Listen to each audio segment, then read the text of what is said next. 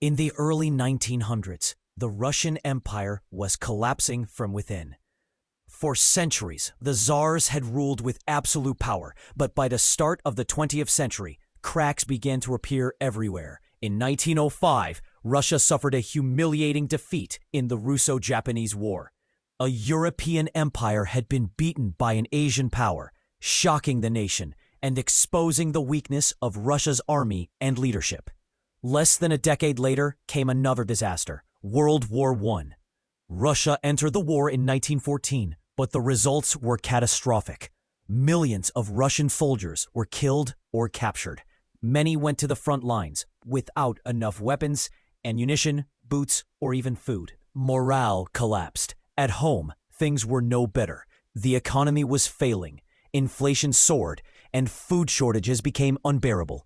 By 1916, bread lines stretched for hours, peasants were starving, industries were shutting down, and unemployment spread rapidly. The government of Tsar Nicholas II proved incapable of handling these crises.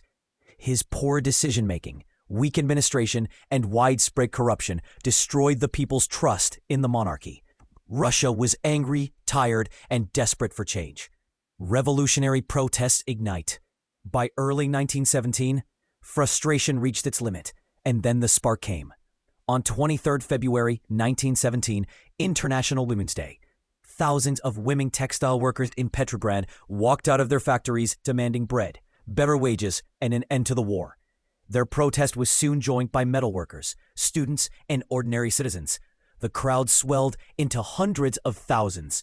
Over the next few days, Petrograd was shut down by massive strikes, marches, and demonstrations. Protesters chanted, "Bread, down with the Tsar, end the war."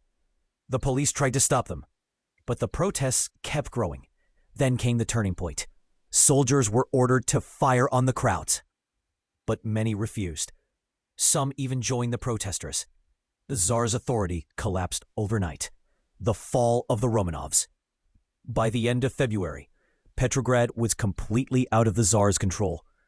Government buildings were seized, prisons were opened, and the old order crumbled. Realizing he no longer had the support of the army, Tsar Nicholas II was forced to abdicate on 2 March 1917, ending more than 300 years of Romanov rule. The February Revolution had succeeded. The monarchy was gone, and Russia entered a new and uncertain chapter.